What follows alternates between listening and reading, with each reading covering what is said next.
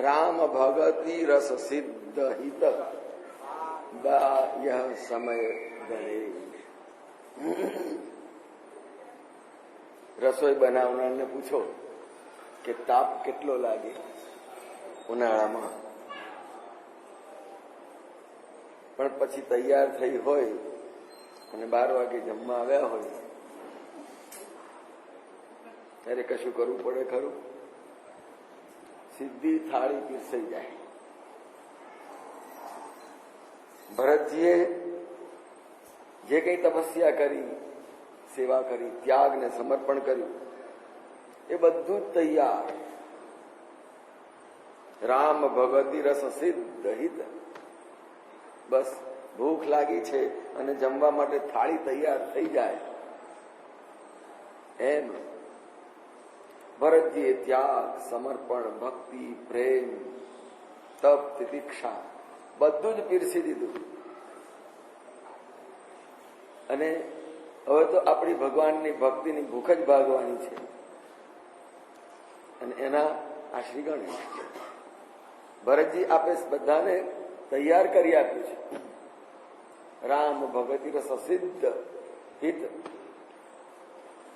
અને બધાનું હિત જ છે, દરેકનું હિત થાય એ પ્રમાણે આપે આ શ્રી ગણેશ કરીને, એટલે બધું જ તૈયાર કરીને આપી દીધું છે. કઈ કોઈને કરવાનું રહે નહીં.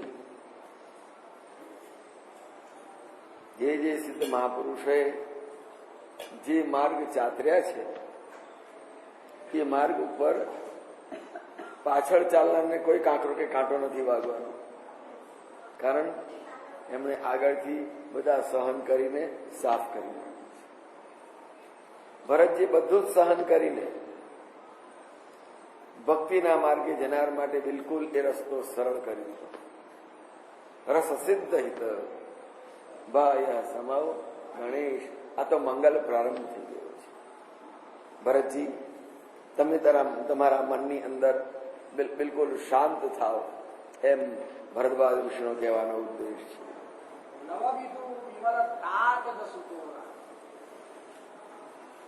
હે તાત, હે વત્સ પણ કહ્યું, પુત્ર પણ કહ્યું, શિષ્ય પણ કહ્યું. હે ભરત, જો કે છે નવબીધુ વિમલ. બીજનો ચંદ્ર સરસ મજાનો ઉગ્યો હોય અને એને તાત યશ તોરા, કે ચંદ્ર જેમ બિલકુલ સુંદર અને શુદ્ધ દેખાય.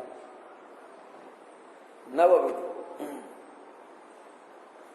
પૂનમનો ચંદ્ર પણ આંખો ને આંખો ખીલેલો હોય, 16 કળાનો હોય, અને એની અંદર તમારો યશ એક પૂર્ણ ચંદ્ર ખીલેલા જેવો છે.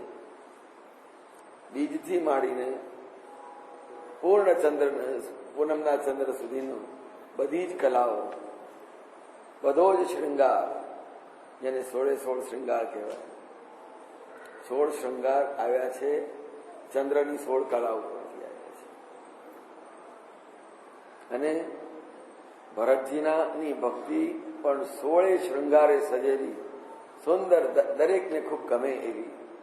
અને એવા પ્રકારનું યશ એ તાત તમારી આ ભક્તિને ત્યાગનો છે. ત્યાગનો યશ કેવો ઊંચો હોય. સ્વાર્થનો તો ઘણો બધો લાંબો પડો હોય અને એને યશ ન કહેવાય, એને અપયશ જ કહેવાય. જેટલો સ્વાર્થ વળેલો હોય જીવન, આપણા દરેકના જીવનની, એટલો એ અપયશ. પણ નિસ્વાર્થ, નિર્દોષતા જ્યાં છે ત્યાં આગળ કહ્યું વિમલ તાત, હે તાત, તમારો યશ બિલકુલ શુદ્ધ છે. અને એ પણ ભગવાન રઘુનાથજીના કિંકર, એટલે એના દાસનો પણ દાસ, કિંકર કુમુદ. જે કમળ છે, કુમુદ એટલે કમળ, અને ચકોર, પોળનું પણ ચંદ્રની કળામાં ખીલે, ચકોર પણ ચંદ્રની કળાની અંદર મગ્ન બની જાય. એમ તમારી ભક્તિ અને તમારો યશ ભગવાનના દર્શન માત્રથી, ભગવાનની ભક્તિના દર્શન માત્રથી ખીલેલો છે અને એના માટે આતુર છે. જેમ ચકોર આતુર હોય એમ તમે ભગવાનને માટે આતુર છો. જેમ ચકોર પણ અને કુમુદ પોર્ણું, એ પોર્ણું પણ ચંદ્રને જોવા માટે એના દર્શનથી ખીલે, એ પણ આતુર છે. એટલે ભગવાનથી આપ ખીલેલા છે અને આપનો યશ પણ એટલો જ છે. ઉદિત સદા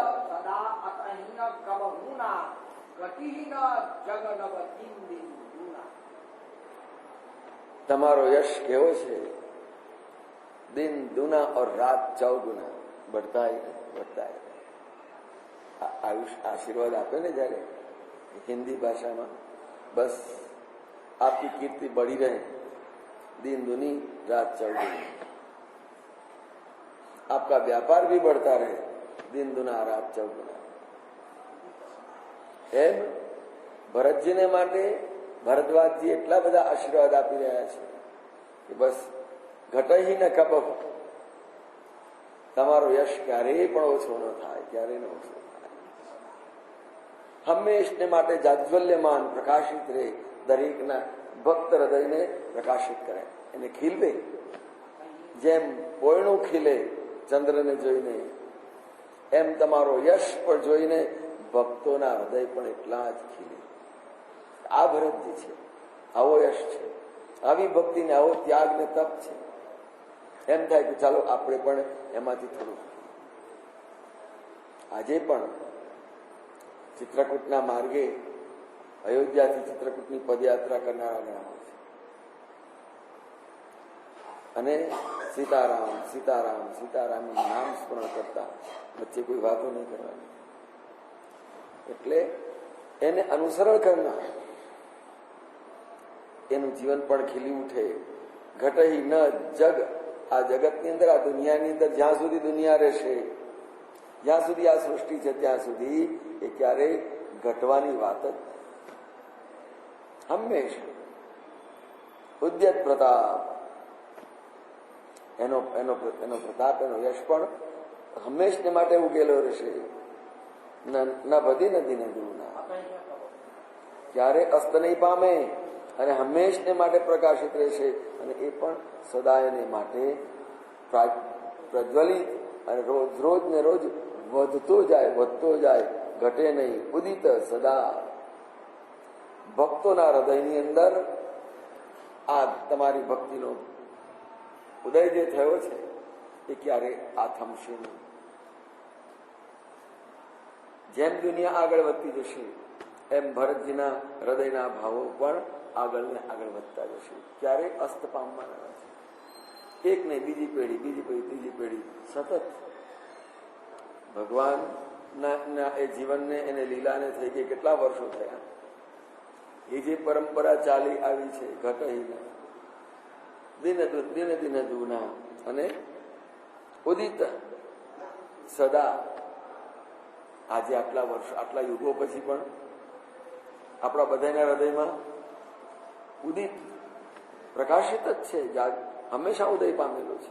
એટલે ભરદ્વાજજીએ એવા આશીર્વાદ આપી દીધા કે તમારો યશ ક્યારેય પણ અસ્ત પામી શકવાનો જ નથી, હંમેશને માટે જ્વાજ્વલ્યમાન પ્રકાશિત દરેક ભક્તોના હૃદય આકાશની અંદર ઉગેલો જ રહેશે. આમ આવા સુંદર ભાવથી ભરદ્વાજ ઋષિએ ભરતજીને સાંત્વના આપી.